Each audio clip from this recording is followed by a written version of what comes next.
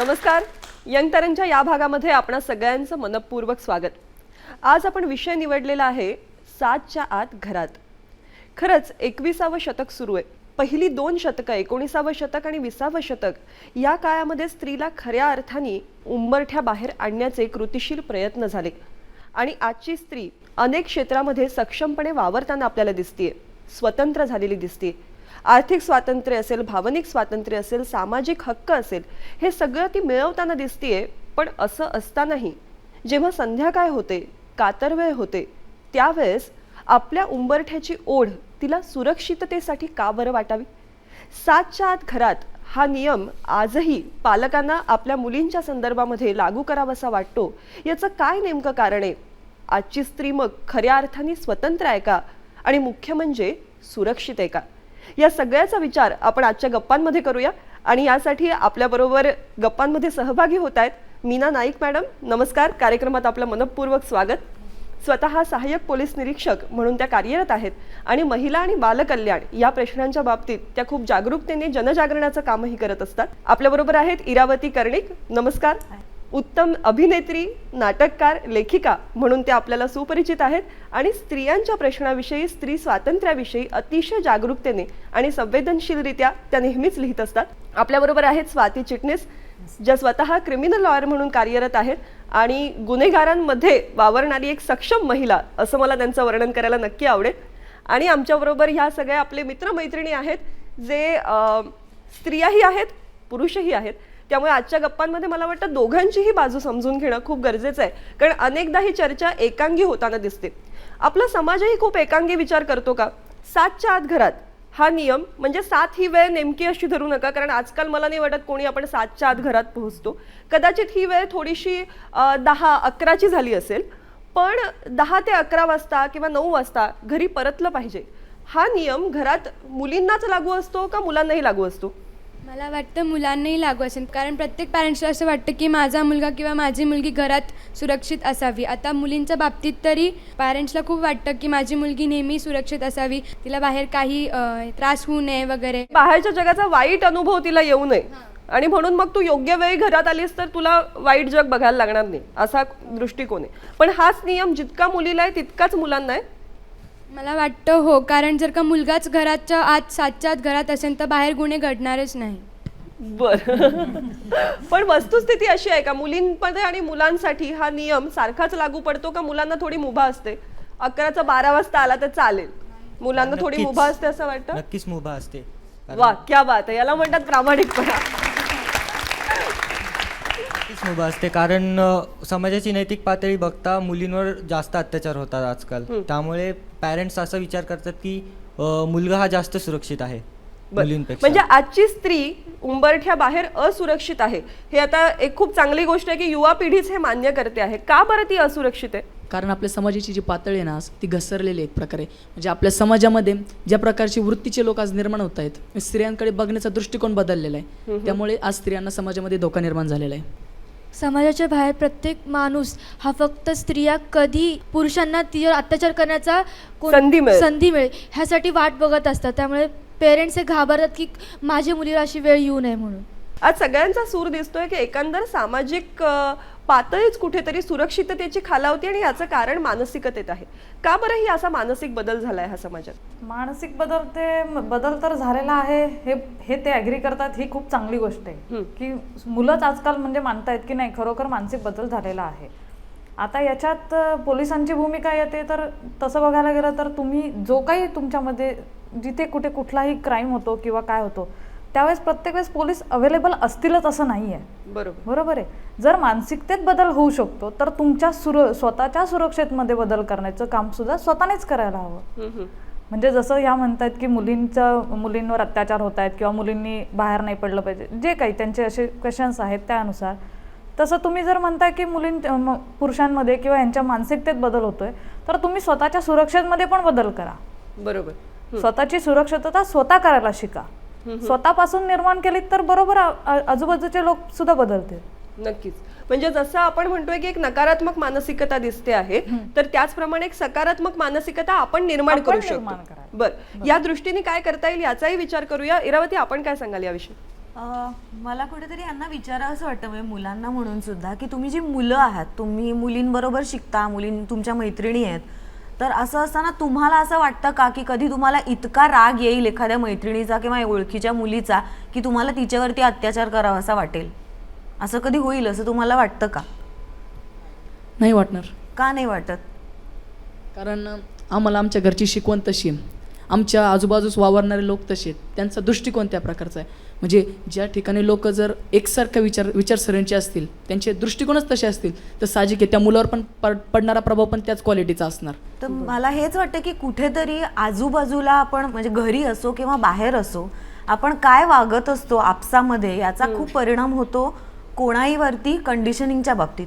तर कुठेतरी मला असं वाटतं की हे आपण जे म्हणतो की समाजाची नैतिकता घसरली आहे, तर तू अगदीच बरोबर प्रश्न होता की समाजाची म्हणजे कोणाची नैतिकता घसरली आहे आणि कुठून घसरली आहे, कुठे गेली आहे, म्हणजे ह्या सगळ्या अतिशय अनडिफाईन्ड गोष्टी आहेत. काय म्हणजे वरची नैतिकता, काय म्हणजे खालची नैतिकता, ह्या सगळ्या अतिशय कन्फ्युजिंग आणि अतिशय कॉम्प्लिकेटेड गोष्टी आहेत. तर कुठेतरी मला असं वाटतं की आपल्या वागण्यातनं या गोष्टी म्हणजे उदाहरणार्थ सॉरी मी मध्ये येते आहे की आता आम्हाला अचानक माध्यमातून असं कळतं की अरे खूप मोठ्या प्रमाणामध्ये बलात्कार घडत आहेत आणि बलात्काराच्या या घटना जेव्हा इतक्या ठळकपणे सामोऱ्या येतात, आम्हाला स्त्री म्हणून अधिक असुरक्षित वाटतं आणि मग असं आम्हाला वाटतं की समाजाची नैतिक पातळी घसरली. पण ह्या घटनेचं नेमकं विश्लेषण तुझ्या दृष्टीने काय करशील? एक तर मला असं वाटतं की कुठेतरी बायकांमध्ये याबद्दल बोलण्याची हिंमत वाढते, गरज वाढते आणि त्यामुळे हे बोललं पाहिजे याची जबाबदारीचा ही जाणीव सुद्धा वाढते, जबाबदारीची. आणि त्यातून काय होतं की आता शिक्षणाच्या बाबतीत बायका शिकत असल्यामुळे, मुली जास्त शिकत असल्यामुळे त्यांनाही हे वाटू लागलेलं आहे, हे खरंच जाणवू लागलेलं आहे आतून की असं कुठलंही काम नाहीये की जे बाईंनी आपण नको त्यात पडायला असं काम आहे. म्हणजे काहीही असेल ते मी करू शकते, ही जाणीव आता खरोखर आतनं कुठेतरी बळावते. आणि मग ती जाणीव बळावल्यावरती थोडाफार समाजातला असाही एक सेक्शन आहे पुरुषांचा ज्यांना हे वाटू शकते की हे माझं काम आहे, हे माझं जग आहे आणि आता यात घुसू पाहत आहेत. यातनं एक रिझेंटमेंट तयार होते, एक राग तयार होतो जो दाबलेला असतो आणि त्याबद्दल आपण पुरेशा ओपनली बोलत नसतो. आणि मग तो असा कुठेतरी भलत्या ठिकाणी बाहेर येतो. तुम्हाला काय वाटतं याविषयी? पटतंय तुम्हाला? पटतं, पण आजकालचे पुरुष जर एखादी मुलगी चालली असेल तर तिच्याकडं आपण नजरेने सुद्धा आजकाल बलात्कार होतात. मग त्याचं काय मला वाटतं हे स्टेटमेंट खूप महत्वाचं आहे की नजरेने सुद्धा बलात्कार होऊ शकतो. तर मग ते नजरेने जर बलात्कार करू शकतात, ती नाही बोलली तरी त्यांची म्हणजे ती बदलू शकत नाही मानसिक. नक्कीच मला वाटतं हा जो मुद्दा आहे की पुरुष आपल्याकडे पुरुषप्रधान संस्कृती असल्यामुळे नकार पचवणं हे पुरुषांना शिकवलं जात नाही. याविषयी काय सांगाल मॅडम? तुम्ही वकील म्हणून अनेक अशा पुरुषांना हँडल करत असाल की ज्यांना हे असे नकार पचवता आले नाही आणि ते शेवटी गुन्हा करून बसले.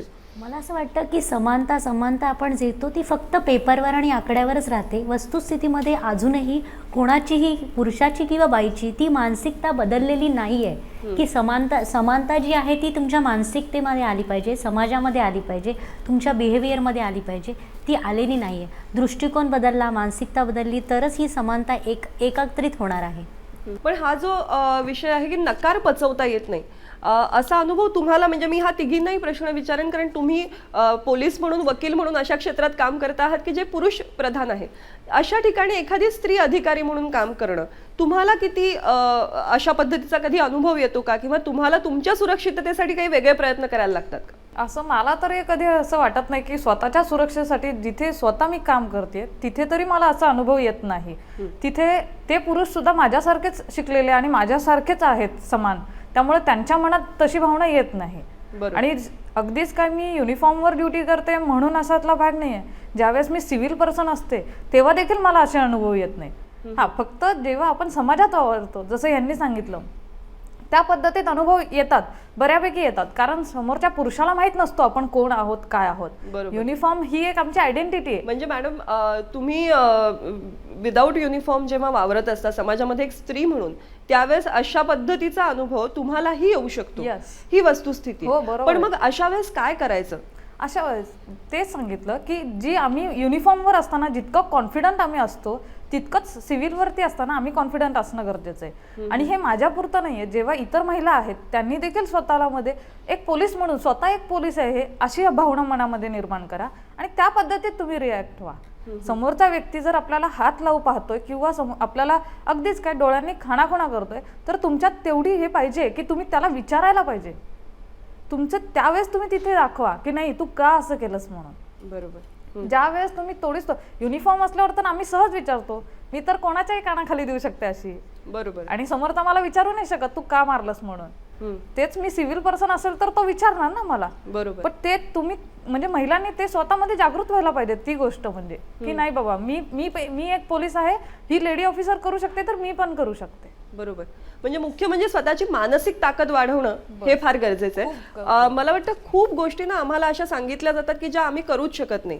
तू एक मुलगी आहेस म्हणून तुला हे शक्य होणार नाही, असा अनुभव इथल्या मुलींना आहे. काय सांगितलं जातं, आपण मुलगी म्हणून जन्माला आलोत म्हणजे काहीतरी स्पेशल आहे असं सांगितलं जातं. काय सांगितलं जातं?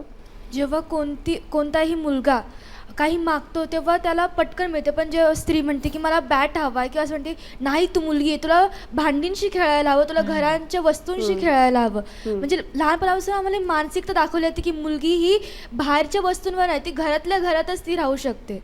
ती जे म्हणाली की मी बॅट मागितली तर मला सांगितलं जातं तू मुलगी आहेस, तू भांड्यांची खेळ, तू बॅट नाही घ्यायची. हे आपल्याला सर्व पातळ्यांवरती होताना दिसतं. गिफ्ट देताना मुलींना बाहुल्या दिल्या जातात, मुलांना कार दिल्या जातात.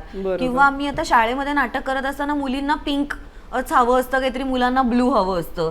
मुलाला पिंक दिलं तर त्याचा घोर अपमान होतो. आणि ही अतिशय छोटी छोटी मुलं आहेत, तर तेव्हापासूनच त्यांच्या मनात बिंबवलं जाते की मुलगी म्हणजे असं काहीतरी एक वीक आणि गोड आणि जे प्रोटेक्ट करायचं असतं ते, आणि मुलगा म्हणजे असा शूर, तिला प्रोटेक्ट करणारा आणि असा दडदाकट. आणि हे एक्सचेंज होऊ शकत नाही. ह्या सगळे हे कंडिशनिंग घरातही होत असतं. हे जे बॅट आणि भांडी आपण म्हणतोय ते की कितीही स्त्रीवादी.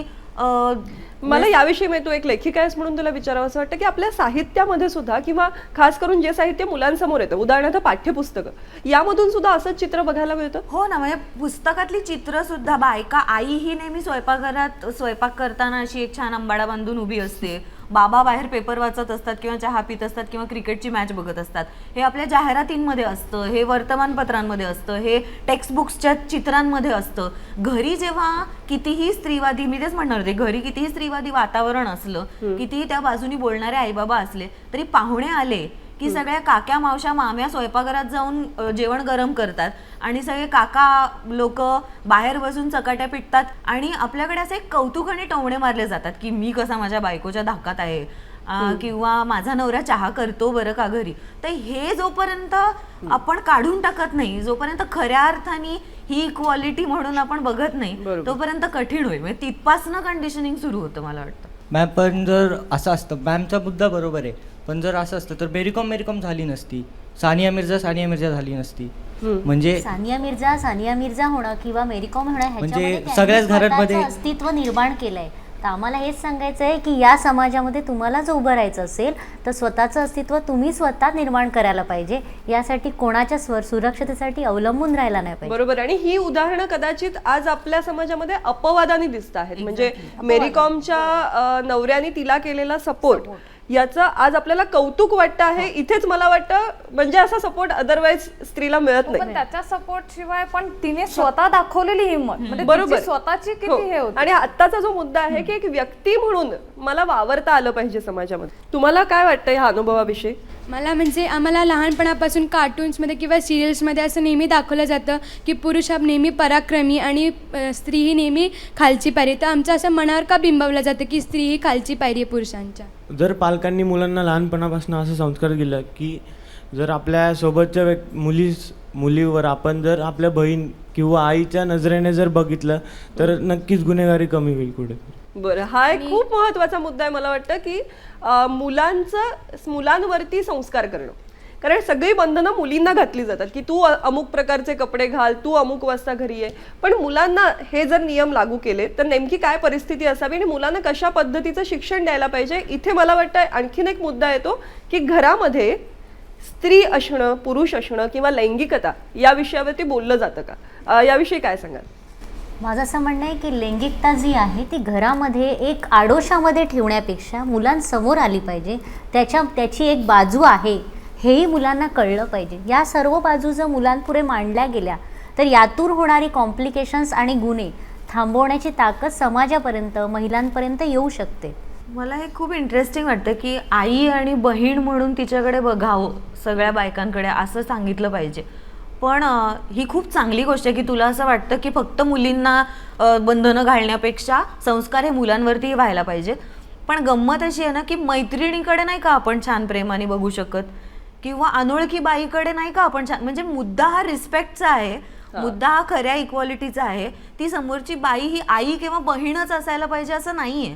ती बाई आहे आणि ती बाई असणं सुद्धा ओके आहे. हा माणूस म्हणून आपण एकमेकाकडे जितके बघू की ती बाई आहे, ह्या आधी जर ती व्यक्ती आहे हे मला दिसणार असेल तर खूप जास्त प्रश्न सुटतील. दुसरं म्हणजे शाळांमध्ये सुद्धा सेक्स एज्युकेशन असेल ते वेगळं वेगळं, मुलींना एका खोलीत घेऊन जा, मुलांना एका खोलीत, जणू काही ते जे काही घडणार आहे ते वेगवेगळं घडणार आहे स्वतंत्रपणे.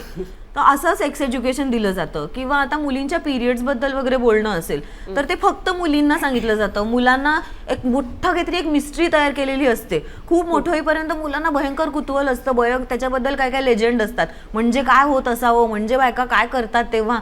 तर हे जितकं आपण डिमिस्टिफाय करू, जितका आपण तो फुगा फोडू आणि ते नॉर्मल रोजची गोष्ट जितकी ती होईल मुला मुलींसाठी, तितकं मला असं वाटतं की हा टॅबू कमी होईल या सगळ्याबद्दल बोलण्याचा, या सगळ्याबद्दल नॉर्मल म्हणून या सगळ्या गोष्टींकडे बघण्याचा. नक्कीच. तुम्हाला काय वाटतं? तो जसा बोलला की मुलांना जर सपोज लहानपणापासून संस्कार दिले की असं आई वडील म्हणतात मुलाला तू मुलगा आहेस रडू नकोस, तर सपोज असं संस्कार दिले की रडवू नकोस मुलीला, तर ते नक्कीच युजफुल आहे. खूप इंटरेस्टिंग मुद्दा आहे. म्हणजे काय की तुम्ही स्वतःही मान्य करतात की तुम्ही वीकर सेक्शन आहे समाजातला, हा स्वतःचा ॲटिट्यूड सुद्धा महिलांनी बदलला पाहिजे. हे म्हणजे वीकर सेक्शन नाही आहे. आपण अस्तित्व निर्माण करायचं म्हणजे काय, नुसतं एज्युकेशनली किंवा समाजामध्ये पुढे जाणं म्हणजे मानसिकता आपली बदलणं गरजेचंच आहे. पण आता स्त्रीनी सक्षम होणं हा जो मुद्दा आला, या बाबतीमध्ये नेमकी काय पावलं उचलता येऊ शकतात? म्हणजे आम्ही सगळ्यांनी कराटेचे क्लासेस लावायचे का? अजिबात नाही. मी सुद्धा कराटे केलेलं नाहीये. पण मग नेमकं काय करायचं? कारण आम्हाला नेहमी असं सांगितलं जातं की तुम्ही तुमची सुरक्षितता तुम्हाला शिकायची असेल तर म्हणजे आपल्याला शारीरिक बळ वाढवलं पाहिजे आपलं. नाही, असं सांगितलं. शारीरिक बळ वाढवलं पाहिजे अशातला भाग नाहीये. जर आपल्याला सक्षम व्हायचंय, आपला आत्मविश्वास, सगळ्यात महत्वाचा आत्मविश्वास वाढला पाहिजे. जर 10 मुलं बसलेत, एकटी मुलगी आहे, तिला काय फील होतं, ऑड फील होतं, मी इथं कशी बसू, मी इथं कशी उभी राहू, हे नाही व्हायला पाहिजे. तिथूनच सुरुवात व्हायला पाहिजे की हे नाही व्हायला पाहिजे. आज समजा या मुलांमध्ये 2च मुली असत्या तर त्यांना काही प्रश्न विचारताना थोडंसं भीती वाटली असती, थोडंसं न्यूनगंड, म्हणजे असं कसं विचारू असे प्रकार झाले असते. तर हे नाही व्हायला पाहिजे. इथून आपण सुरुवात करायला पाहिजे. आजच्या स्त्रीनी सतर्क राहायला पाहिजे हे तर खरंच, पण त्याचबरोबर समाजाने सुद्धा स्त्रीसाठी आणि स्त्रियांच्या सुरक्षिततेसाठी सतर्क व्हायला हवं. यासाठी नेमकं समाजाने काय करायला पाहिजे, आपण काय करायला पाहिजे याचा विचार करूया. पण आता वेळ एका छोट्याशा विश्रांतीची. यंग तरंगमध्ये पुन्हा एकदा विश्रांतीनंतर आपणा सगळ्यांचं स्वागत. आज स्त्रियांची सुरक्षितता किंवा 7च्या आत घरात हा जो नियम सांगितला जातो त्याविषयी आपण या विषयाचे अनेक कंगोरे बघत असताना स्त्रियांवरती जेव्हा एखादं संकट येतं, अशा पद्धतीची असुरक्षितता जाणवते, तेव्हा त्या स्त्रीनी आत्मविश्वासाने त्या प्रसंगाला तोंड दिलं पाहिजे हे तर झालंच. पण इतर काय काय मदत समाज किंवा पोलीस व्यवस्था, कायदा त्यांच्यासाठी करू शकतो हे जाणून घेऊया. मीना नाईक मॅडम, काय सांगाल? असं जेव्हा होतं की कोणीतरी छेडछाड काढतं, अगदी विनयभंगापर्यंतची गंभीर परिस्थितीही नाही म्हणत होत आपण, पण रस्त्यात जाताना काहीतरी नाही ऐकायची अशी कमेंट ऐकायला येते, किंवा मगाशी म्हटलं तसं नजरेने बलात्कार होतात, तर अशा वेळेस काय करावं? अशा वेळेस आता समजा एकटी मुलगी आहे आणि तिच्या बाबतीत झालं, एकटी मुलगी आहे तर तू फोन आहे, तू फोनवरनं 103 नंबर फिरव. जर तुला पोलिसांची आवश्यकता आहे तेव्हा, जर तुझ्याकडे फोन अवेलेबल नाही आहे आणि त्या मुलांची संख्या जास्त आहे आणि तुझ्या मनात अशी भीती आहे की मी एकटी फेस नाही करू शकत त्यांना, ठीक आहे, थोडंसं अंतर चाल. तो अत्याचार तिथल्या तिथे 1 मिनिटाचा का असेना तो तेवढा सहन कर, पण तिथून पोलीस स्टेशनला जा, पोलिसांची मदत घे. त्याहीपेक्षा जर तू अशा ठिकाणी आहेस की जिथे बाकी वर्दळ आहे, भरपूर लोक आहेत, तू कोणालाही सांग, त्या लोकांच्या मदतीने तू त्यांच्याशी फाईट कर. कारण तुला जर भीती आहे की तू एकटी फाईट नाही करू शकत आहेस तर तू लोकांच्या मदतीने फाईट कर. स्वतःच्या सुरक्षेसाठी या पलीकडे जर मैत्रिणी असतील, 2 किंवा 3 जणी असतील, काही वेळेस मैत्रीण म्हणतात नको अगं कशाला उगाच त्यांच्या नादाला लागते, चल आपण जाऊयात, असं नाहीये. 3घींनी मिळून प्रत्युत्तर करा. ते नाही हल्ले तर बघा मग. बरोबर आहे. आणि म्हणजे मला हा वाटतं अनुभव जेव्हा आहेत स्त्रिया आमचे, अशा खरोखर पद्धतीने सांगतो. आवाज जेव्हा उपस्थित करतील बरोबर. तेव्हा निश्चितपणे त्याचा एक वेगळा संदेश त्याच्यामधून जात असतो. बरोबर आहे. जेव्हा मी मगाशी सांगितलं तसं की समजा एखादा पुरुष आपल्याला गर्दीमध्ये म्हणा किंवा काही आपल्याला हात लावतोय, अशा नको त्या ठिकाणी हात लावताना आपल्याला ऑकवर्ड फील होते, म्हणजे त्यावेळेस तुम्ही काय करता, नाही मी कसं बोलू, एवढे लोक आहेत, असं नाही व्हायला पाहिजे. जर तुम्ही त्यावेळेसच त्याला उत्तर दिलं, एक कानाखाली जरी मारलीत, कोणीही तुम्हाला येऊन मारणार नाही आहेत. लोक तुम्हाला येऊन विचारतील काय झालं मॅडम, काय झालं बाळा, तुम्हाला विचारतील. तुम्ही सांगू शकता या माणसाने मला हात लावला म्हणून, 4 लोक त्याला मारतील. पण त्यावेळेस आजूबाजूचे जे 4 लोक असतात ते जागृत होतात की नाही, महिलांमध्ये म्हणजे हिला हात लावलेला म्हणजे महिलांमध्ये जागृती झालेली आहे, हा त्यांच्यापर्यंत संदेश पोहोचतो. ह्याच्यामध्ये महिला आपली आयडेंटिटी दाखवण्यासाठी खूप त्या पुढे जाण्यासाठी खूप धडकतात. तर याच्यामध्ये गोपनीयता सुद्धा कायद्यामध्ये राखली जाते. त्याच्यामुळे गोपनीयता राखली गेल्यामुळे महिलांना त्याचा भरपूर फायदा मिळू शकतो.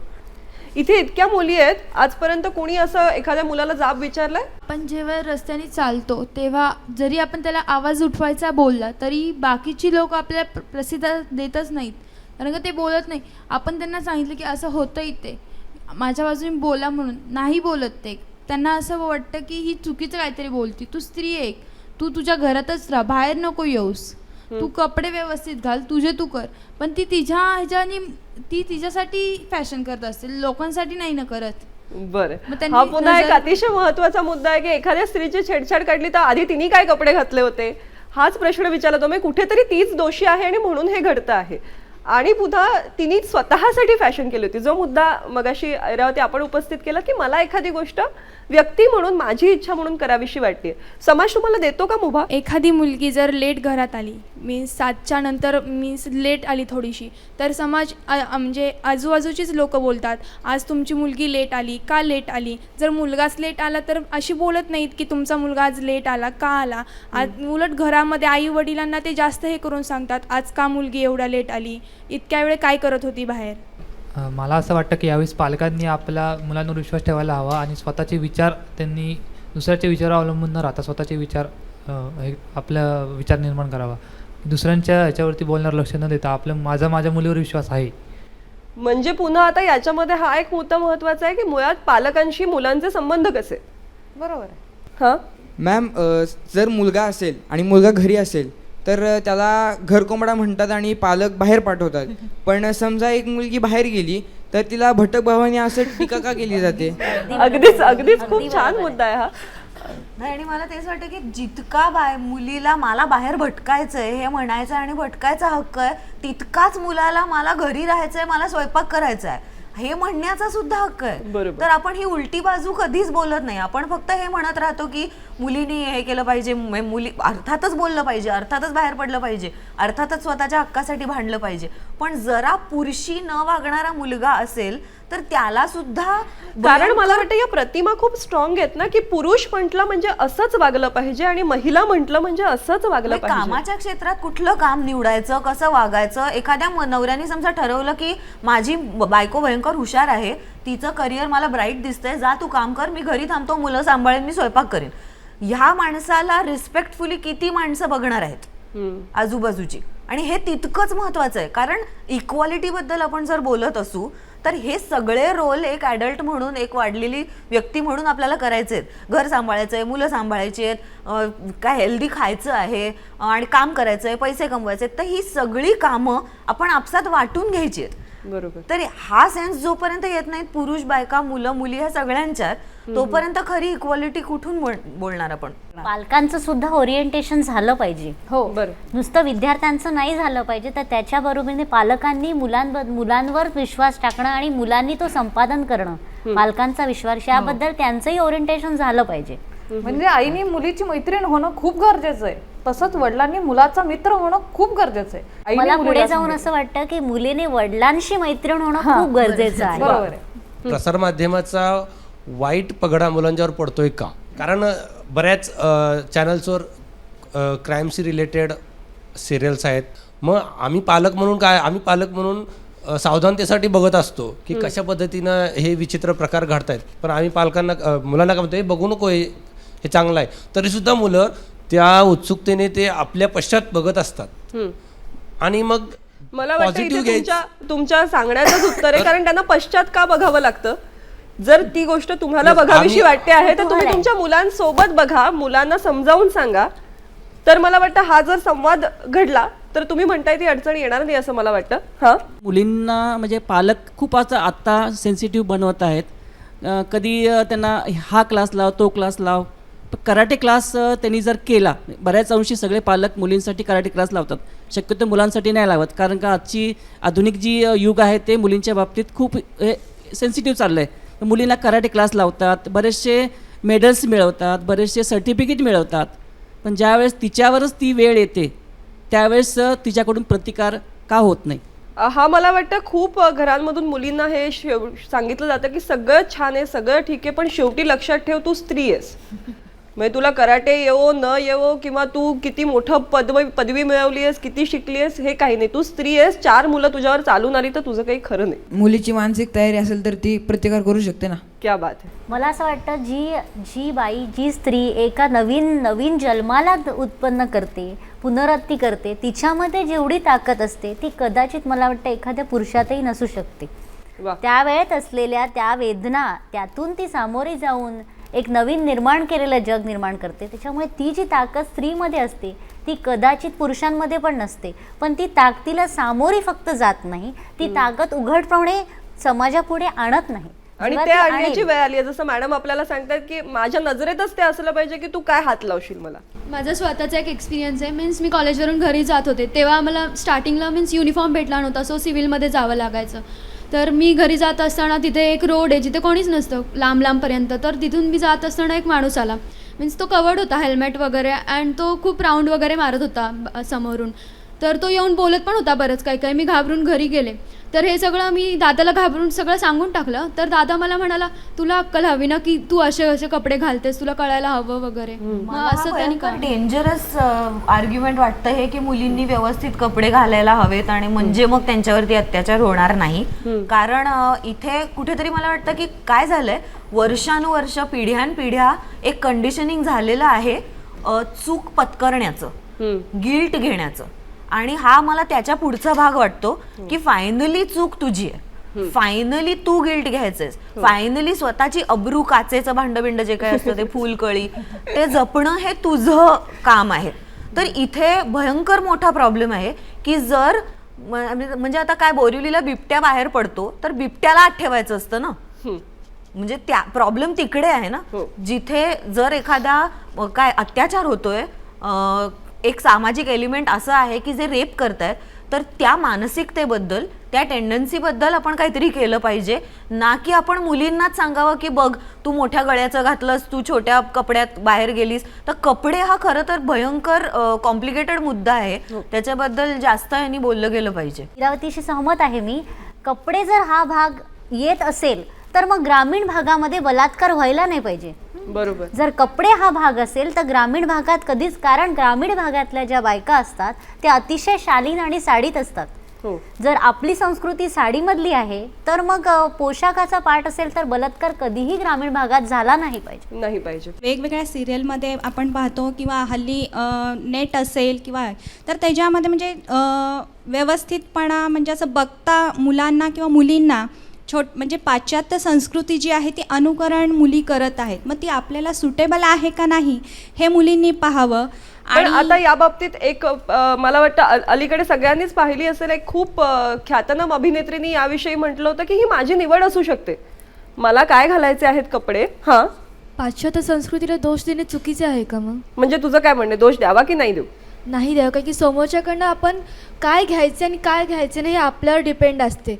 पण तुला छान असे फॅशनेबल कपडे घालावेसे वाटतात का? घालायचे वाटतं. आपण जे कपडे घालतो ते आपल्या हौशीसाठी घालतो, दुसऱ्यांसाठी घालत नाही. पण समजा आईने सांगितलं की हा ड्रेस नको घालू, तर आपण आईशी संवाद साधला की कपड्यांमध्ये दोष नाही. पण रस्त्यावरच्या एका माणसाला असं वाटतं की तू हा ड्रेस असा घालू नये, मग तर समोरच्याची विचारसरणी फार घसरलेली आहे की त्याला प्रत्येक स्त्री यासाठी तिच्या कपड्यात दोष आहे, आपल्या नजरेत दोष नाही, तिच्या कपड्यात दोष आहे असं हा मला वाटतं. वाटतं खूप महत्वाचा मुद्दा आहे की दोष कपड्यात आहे की दोष नजरेत आहे, याचा विचार आपण सगळ्यांनी करायला हवा. एखादी स्त्री कशी आहे याची परीक्षा तिच्या कपड्यांवरून करण्याची मानसिकता खूप रुजलेली दिसते. आणि खरं तर अशा वेळेस मला आदिवासी समाजाची आठवण होते की तिथे इथे वकील उपस्थित आहेत, तर आपण म्हणू शकतो की जवळजवळ बलात्काराचं प्रमाण त्या समाजामध्ये नाही.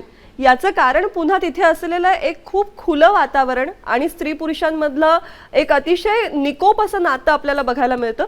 असं नातं आपल्या समाजात निर्माण करण्यासाठी काय करायला हवं याचा विचार करूया. पण आता वेळ एका छोट्याशा विश्रांतीची. यंग तरंगमध्ये विश्रांतीनंतर पुन्हा एकदा आपणा सगळ्यांचं स्वागत. आज खूप गरमागरम चर्चा इथे चालू आहे आणि मला वाटतं हा अतिशय संवेदनशील विषय आहे, कारण आपल्या घरातली स्त्री ही बाहेर उंबरठ्या बाहेर कशी वावरावी याच्या ज्या काही आपल्या अपेक्षा आहेत त्या कुठेतरी बदलण्याची गरज आहे. आणि या सगळ्याचा विचार करत असताना मला असं वाटतं की असे अनेक प्रश्न आपल्या आजूबाजूला असतात. इथे या मंचाचं वैशिष्ट्य आहे की आपण मुलांना बोलण्याची संधी देतो आहोत. त्यामुळे मला असं खूप कळकळीने मुलांना, पालकांना, शिक्षकांना सांगावंसं वाटतं की जे काही अशा पद्धतीचे प्रश्न तुमच्या डोळ्यासमोर असतील ते जरूर आमच्यापर्यंत लिखित स्वरूपात कळवा आणि यंग तरंगच्या माध्यमातून आपण ते मांडण्याचा नक्कीच प्रयत्न करूया. आजच्या आपल्या विषयाकडे वळत असताना आपण स्त्रियांचे कपडे किंवा त्यांनी कशा पद्धतीचे कपडे घालावे याविषयी खूप चर्चा केली. त्यात तिला तिचं स्वातंत्र्य असावं असं तुम्हाला वाटतं का? इथल्या मुलांना काय वाटतं? आपण नेहमी स्त्रियांबद्दलच बोलतो, पण आजकाल 5 ते 6 वर्षांच्या लहान मुलींवरही असे अत्याचार होतात. आता त्यांच्या कपड्यांबद्दल तर आपण काय बोलावं? नक्कीच बाहेरच्या जगामध्ये म्हणजे बाहेर वेस्टर्न एशिया कॉन्टिनेंट सोडून किंवा इंडिया सोडून बाहेर वेस्टर्न क्लोथ्स घालतात, तिकडे बरं अत्याचार घडत नाही. आता आपल्या इंडियामध्येच का नाही, तिथेही घडतात. तिथेही घडतात. मला आणि हे कळत नाही की आपण कोण आहोत बायकांच्या कपड्यांबद्दल बोलणार. म्हणजे कोण का बोलावं कोणीही बायकांच्या कपड्यांबद्दल, कोणाच्याही कपड्यांबद्दल. म्हणजे हा अतिशय वैयक्तिक चॉईस आहे, वैयक्तिक प्रश्न आहे. कोणाला काय घालावं कोणाला काय घालावं ते त्यांनी ठरवावं, त्यांनी घालून पडावं. हा मुळात हक्क कोणी दिला एक बायकांबद्दल, त्यांनी कसे कपडे घालावे, त्यांनी बाहेर कसं वावरावं हे कोणालाही चर्चा करून मग त्यांच्यावर लादण्याचा मुळात हक्क कसा मिळाला, कुठून मिळाला? हा खरंय. फॉरेनमध्ये एकदा सर्वे झाला होता, म्हणजे असंच नाही की फक्त हे इंडियामध्येच मेंटॅलिटी आहे. इवन फॉरेनमध्ये एक सर्वे केला होता. एका बाईला कमीत कमी 2 ते 3 तास ती शहरात घुमली, अख्खी फिरली शहर, आणि तिने एकदम साधे कपडे घातले होते. म्हणजे काही खूप शॉर्ट नव्हते का असं काही खूप टाईटसुद्धा नव्हते, नॉर्मल कपडे घालून अख्खा बॉडी कवर होऊन असे कपडे घालून ती फिरत होती. आणि तरीही तिला खूप लोकांनी असं तिच्यावर कमेंट्स केले. तर माझं असं म्हणणं आहे की आपण काय घालतो ती आपली चॉईस आहे आणि हे लोकांचं दृष्टिकोन आहे. पण माझं म्हणणं हे पण नाही की बायकांनी म्हणजे फॅशनच्या नावाखाली एकदमच छोटे कपडे घालावे. फॅशन करा तुम्ही, पण असंही नका करू की आपला इमेज घाण दिसून येईल. बरं, कुठेतरी एक सुवर्ण मध्य साधला जावा असं तिला वाटतं आहे. आजकालची पॅरेंट्सची थिंकिंग बदलत चालली आहे किंवा त्यांची काळजी वाढत चालली आहे. ती कपड्यांबाबतीत असो किंवा सातच्यात घरात असो, तर त्यासाठी आपलं कल्चर कारणीभूत आहे का? हो, याची मुळं संस्कृतीमध्ये आहेच. कारण पूर्वपार आल्यापासून बाई ही पायाखालची धूळच मानली जाते आणि त्याच्यामुळे आता कुठेतरी बाई शिक्षणाने, एज्युकेशनने किंवा अधिक प्रगती पथावर चाललेली आहे. आणि जेव्हा ही प्रगती पथावर जाते तेव्हा तो पुरुषी अहंकार जो असतो तो दुखावला जातो आणि अशा प्रकारची ही मानसिकता वाढत जाते. मगाशी जो उल्लेख मी केला की आदिवासी संस्कृतीमध्ये अशा पद्धतीचं प्रमाण, स्त्रियांना अशा पद्धतीने वागवण्याचं फार कमी दिसतं, याची नेमकी काय कारणं असतील असं तुम्हाला वाटतं? आदिवासी समाज जो आहे तो वागताना अगदी खुल्या मनाने वागतो आणि एकमेकाला, जो आपल्या समाजात नाहीये ते त्यांच्या समाजात आहे, ते एकमेकाला आदर देतात. बरोबर. मग ती महिला असो किंवा पुरुष असो, ते जे आदर देण्याचे जे काम आहे एकमेकाला, त्या आदरातून त्यांची मानसिकता वाढली. आणि मला वाटतं तिकडची स्त्री त्यांच्या चौकटीतल्या कायद्याने अधिक सक्षम आहे. आपल्याकडचा कायदा स्त्रीला किती सक्षम करतो? कायदा तर स्त्रीला खूप सक्षम करतो, कारण आज कायद्याने स्त्रीला भरपूर प्रकारे अधिकार दिलेले आहेत. पण त्याची अंमलबजावणी महिला किती करतात किंवा स्त्री किती करते हे खूप महत्त्वाचं आहे. कायदा तर खूप, इव्ह टीजिंग झालं तर कायदा आहे, अत्याचार झाला तर कायदा आहे. कायदा तर आहेच, पण कायद्यापर्यंत पोचता यावं ही जी मानसिकता आहे ही स्त्रीची निर्माण झाली पाहिजे. कायदा असला तरी पण स्त्रीने उठून पोलीस स्टेशनला गेलं पाहिजे, स्त्रीने उठून कोर्टात पोचलं पाहिजे. जर हे सगळं होईल तरच कायद्याची धरोहर स्त्रीला मिळेल. कायद्याचा गैरवापर आज खूप प्रमाणात होतोय, त्याच्याबद्दल तुम्ही काय म्हणणार?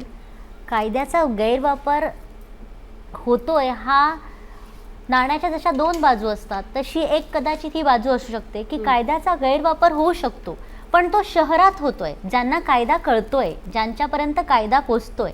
पण ग्रामीण भागामध्ये स्त्रीलाही कायद्याने काही अधिकार दिलेले आहेत, हे ग्रामीण भागांपर्यंत पोचलेलंच नाहीये. त्याच्यामुळे ग्रामीण भागामध्ये स्त्रीवर अत्याचार झाल्यानंतर कायद्याने तिला दिलेले अधिकार या संदर्भात काही कल्पना नसल्यामुळे हा जो थोडाफार गैरवापर आहे होत असेल तर तो शहरात होत असेल. आणि हा नाण्याच्या दोन्ही बाजू आहेत, म्हणजे पण त्यासाठी कायदा तर अस्तित्वात असलाच पाहिजे आणि त्याचा वापर आपण आणि जर गैरवापर होत असेल तर त्याच्यासाठी पुढची यंत्रणा आहे. कायद्यानंतर कोर्टानंतर जज, म्हणजे याचा न्यायनिवाडा करण्यासाठी पुढे यंत्रणा बसलेली आहे. नक्कीच. पण महिला तिथपर्यंत येतच नाहीत, पोहोचतच नाहीत, म्हणून आम्हाला त्या गोष्टी समजतच नाहीत. म्हणजे बऱ्याच वेळा असं ब्लेम केलं जातं की हा हे झालं तरी पोलिसांनी काहीच केलं नाही, किंवा पोलिसांच्या हा तो आरोपी सुटून गेला. पण त्याच्यात तसं नाही. तुम्ही महिला जर ती पोलिसांपर्यंत पोहोचली नाही, तिच्यावर झालेला अत्याचार आम्हाला समजलाच नाही, तर आम्ही कसं काय प्रतिबंध करू? पोलीस स्टेशन किंवा कोर्टाची पायरी चढणं हेही पुन्हा शिकवलं जातं की या दोन गोष्टींपासून लांब राहायचं. बरोबर आहे. हे पहिल्या जसं मी मगाशी म्हटलं की काही गोष्टी वर्षानुवर्षे सांगत चालत आलेल्या आहेत की नाही हे असंच आहे असंच आहे, आता त्या कमी होण्यासाठी हळूहळू वेळ लागणारच ना. आणि आता बऱ्यापैकी खरं सांगायचं तर आता बऱ्यापैकी लोक पोलीस स्टेशनकडे येत आहेत की नाही, कुठलीही गोष्ट झाली छोट्यात छोट्या गोष्टीसाठी पोलीस स्टेशनला येतात. तुमच्या हेल्पलाईन्स आज खूप प्रकारच्या हेल्पलाईन्स उपलब्ध आहेत. आता म्हणजे जसं पहिले 100 नंबर होता फक्त, म्हणजे 100 नंबरवरती कॉल केला की, पण कसं होतं आता मुंबईच्या बाबतीत म्हणजे मी मुंबईच्या बाबतीत सांगते की ऑल ओव्हर मुंबईतनं फोन येत असतात, मग ते बिझी लागतात, मग काही वेळेस लवकर मदत मिळत नाही. आता त्याच्यासाठी 103 नंबर सुरू केलेला आहे. चाइल्ड हेल्पलाईन जसं आहे 1089 आहे. त्याच्यानंतर चार्ली बीट मार्शल म्हणून असते, जसं की प्रत्येक पोलीस स्टेशनला WPCसाठी दोन म्हणजे गाड्या ठरवून दिलेल्या आहेत, मोटरसायकल, त्याच्यावरती 4 लेडीज असतात ज्या की महिलांच्याच म्हणजे स्पेशली फक्त महिलांची तक्रार असेल तर त्यांना पाठवलं जातं तिथं ताबडतोब. आणि हा माझा अनुभव आहे, कॉल केल्यानंतर 5 ते 7 मिनिटात ती लेडी म्हणजे जी कॉन्स्टेबल असते ती तुमच्यापर्यंत पोहोचतेच. त्याही पलीकडे जर कुठलीही म्हणजे खूप गंभीर जर काही गुन्हा घडला असेल किंवा काय झालं असेल आणि त्या महिलेने मागणी केली असेल तर आम्ही स्वतः लेडी ऑफिसर तिच्या घरी जातो, अगदीच काय सिव्हिल ड्रेसमध्ये जातो. ह्याही गोष्टी म्हणजे आम्ही पाळतो. ही माहिती खूप उपयुक्त आहे आपल्यासाठी. जरा एकदा टाळ्या वाजवून आपल्या पोलीस मैत्रिणींचं कौतुक करूया. हेल्पलाईन प्रमाणे कायद्यातही एक तरतूद आलेली आहे, कायदा घरापर्यंत. म्हणजे आता नवीन नवीन मोबाईल कोड सुद्धा आलेली आहेत. बरं, म्हणजे घरापर्यंत कोड जातं अशी सुद्धा कायद्यामध्ये तरतूद आलेली आहे. ग्रामीण भागामध्ये कायदा घरापर्यंत जातोय. अरे वा, मला वाटतं ही पण खूप नवीन आणि अतिशय महत्त्वाची अशी माहिती आहे की पोलीस कायदा सगळे मदत करायला तयार आहेत, फक्त संवादाची गरज आहे, त्यांच्यापर्यंत पोहोचण्याची गरज आहे. आपण आज मुलींच्या फ्रीडम त्यांच्या राईट्सबद्दल बोलतो आहे, पण मला जस्ट एक बेसिक क्वेश्चन विचारायचा आहे की मुली या समाजामध्ये घरामध्ये तर सुरक्षित नाही आहेत, पण मुळात त्या गर्भात सुरक्षित आहेत का? बरोबर, मला वाटतं हा पुन्हा एक खूप महत्त्वाचा मुद्दा आहे की आपण स्त्री जन्माचं स्वागत करायला तयार आहोत का, पण हा पुन्हा वेगळा मुद्दा आहे, त्यामुळे त्याची चर्चा एखाद्या वेगळ्या मंचावरती आपण करूया. जोपर्यंत स्त्रिया अन्यायाविरुद्ध बंड नाही करत तोपर्यंत त्यांच्यावर अत्याचार कमी नाही होणार. पण मग पुरुषांनी काय करणार, पुरुष काय करणार? पुरुषाची मनोवृत्ती तशी नाही आहे.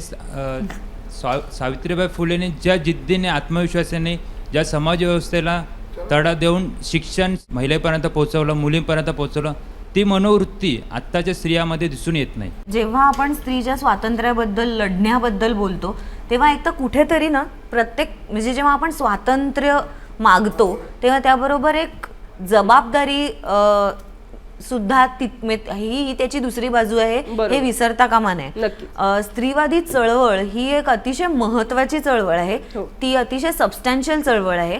आणि हे भांडण किंवा हे बंड करणं हे फक्त मला हवे तसे कपडे घालायला मिळावेत, मला हवं तेव्हा बाहेर जाऊन पार्टी करायला मिळावी, याला मर्यादित नसून ते काहीतरी त्याच्या पुढचं काम करण्यासाठीचं बंड आहे हे विसरता कामा नये. मला असं काही पोझिशन मला समाजात निर्माण करता येते का की माझं काहीतरी महत्वाचं कॉन्ट्रीब्युशन होतं, मी काहीतरी महत्वाचा बदल घडवून आणते, मी काहीतरी महत्वाचं म्हणणं मांडते, हे काहीतरी म्हणजे सबस्टॅन्शियल काहीतरी मला वाटतं ते जे म्हणत आहेत की सावित्रीबाई फुलेंनी उंबरठ्याबाहेर पाऊल ज्या उर्मीनी टाकलं होतं ती उर्मी आजच्या स्त्रीची आहे आणि ती आपण जपली पाहिजे. नाही, मला ह्याच्यात असं म्हणायचंय, सावित्रीबाईंनी जी उर्मी दाखवली त्या उर्मीमुळेच कदाचित आम्ही तिघी इथे बसलोय. बरोबर. त्याच्यामुळे ती उर्मी कमी नाही झाली आहे, ती उर्मी खूप वाढली आहे. कायम असं म्हणतात की एका यशस्वी पुरुषाच्या मागे एका स्त्रीचा हात असतो. असं का नाही होऊ शकत की स्त्रीच यशस्वी आहे?